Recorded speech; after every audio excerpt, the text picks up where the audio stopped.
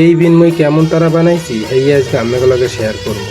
প্রথমে কাগজ পেঁচাইয়া কোনো রকম এর উপরে ট্যাপ এককালে ডক মতন পেঁচাইছি, কোনান্তে যেন ফাঁকরাই নেই। আর ওই 3 গো ফুটহরি লইছি কে কি ওই 3 গো লাড়ি হান্দা ময়ের মধ্যে, নাহলে কি ডিবিনে ডক হইবে কোনো রকম।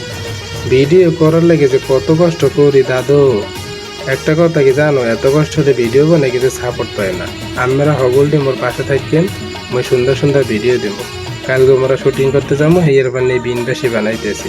এই বিদেশটার মধ্যে থাকে কত তাদের করি রং এর কোনো আর শেষ নাই।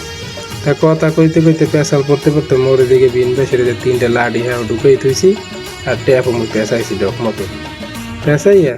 এখন কি হরম এর হইতে কালারটা পেঁচে দেবো কে কি বিনবাসী তো সকল সময় কালাই হয়।